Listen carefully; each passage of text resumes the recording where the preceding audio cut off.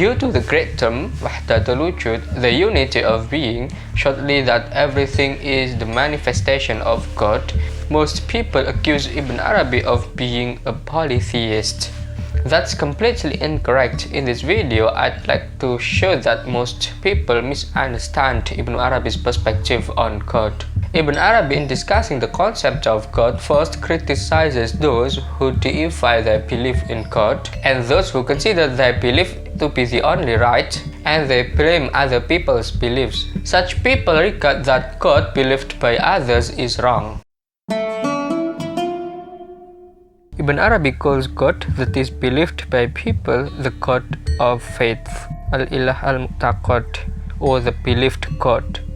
God in belief, Al-Ilah fil-I'tiqad, God of belief, Al-Haq al-I'tiqad, the God of faith, Al-Haq fil-Mu'taqad, and God created in belief, Al-Haq al-Makhluq fil-I'tiqad. Ibn Arabi writes, the God of belief is a creation for those who perceive it. The God of belief is one's creation, therefore his praise for what he believes in is his praise for himself. That is the cause why one denigrates the beliefs of others. If he realized the real one, of course he wouldn't do so. There is no doubt that the worshipper is ignorant because of his rejection of what others believed about God. If he knew what Al-Junayd said, the color of the water is the color of the vessel in which it is placed, he would accept what is believed by every person who has faith and acknowledges God in every form and in every belief. People's conception of the God of belief is very dependent on the person who conceptualizes it. In other words, this God of belief is a God placed by humans in their thoughts, ideas, imaginations. A person's belief in God is also determined and colored by the capacity of the knowledge of the person himself. As a footnote here, it is significant to note that duality is related to the nature of human discourse about God. For instance, I, thou, or God and I. To comprehend God, the subject must understand the limitations of the subject's own conceptions, because according to the perspective of incommensurability, no one knows God except God himself. Therefore, the subject has two kinds of understanding of God: God in the subject's conception and the ultimate God that is far beyond the subject's conception. According to Ibn Arabi, the real God is God in itself. The essence of God is unknown and can never be known by human's reason. God in this sense by Ibn Arabi is called the true God, Ilah al-Haq, or Al-Ilah al-Munazzah, the one and only one, Al-Ahad al-Wahid. At the stage of the unfolding of the divine veil that is wrapped in the box of his oneness, Tasting Ansih Huwiyah. The level of this existence refers to the terms the true God, Al-Ilah al-Haq, the absolute God, Al-Ilah al-Mutlaq, absolute reality, Haqiqah al-Mutlaq, the absolute truth, Al-Haq al-Mutlaq, the unknown God, Al-Ilah al-Majhul, or absolute existence, Wujud Mutlaq. God in this category is the most unknown God from the unknown, Ankar an-Nakirah.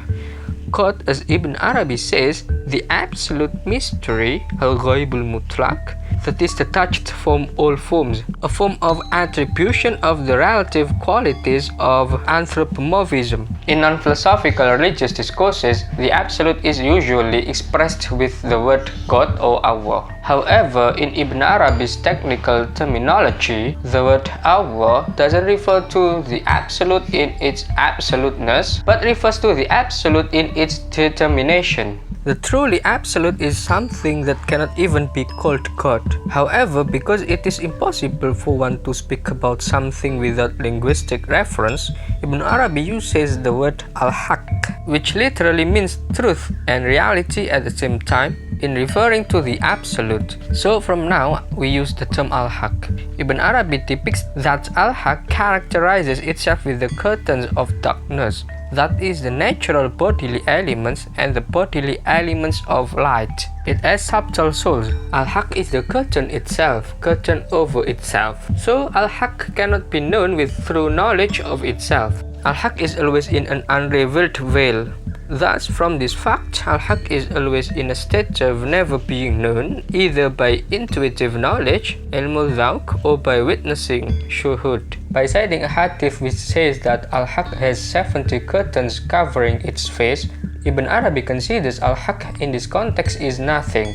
The unfolded curtain, a condition for the absence of any possible knowledge of it. In this regard, Ibn Arabi implies that Al-Haq is characterized by its absolute negativity, in which nothing accompanies Al-Haq, a pure solitude of itself as itself. The truly absolute in its absoluteness, or God per se, is absolutely impossible to conceive of or approach. Al-Haq in this sense is unknown because it transcends all relations and qualifications that can be conceived by humans, and it is impossible for one to think or speak of anything without first qualifying it and thereby limiting it in one form or another. Consequently, Al-Haq in this unconditional transcendence and essential solitude cannot be the object of human cognition and knowledge. In other words, as long as Al-Haq remains in its absoluteness, Al-Haq is fully the unknown and unknowable. Al-Haq is a mystery, the mystery of all mysteries. The absolute in this non-conditional transcendence is said to be at the stage of oneness, or ahadiyah. There was no divine self-manifestation or tajalli at all. Al-Haq can only be called the source of tajalli that hasn't started yet. And because the divine self-manifestation, tajalli, has not actually happened, nothing can be identified here. In this respect, the absolute at this level is the one, Al-Ahad. The word one in this particular context is not one as a whole of the many. In fact, it is not one as opposed to many. It is the simplicity of being which is absolutely essential, primordial and unconditional, in which the concept of opposition has no meaning at all. Is it then completely impossible for one to speak of the absolute? Is it not possible to predicate the absolute? Nevertheless, philosophically, there is one thing that can be used as a predicate for the absolute at this level, that is wujud, being.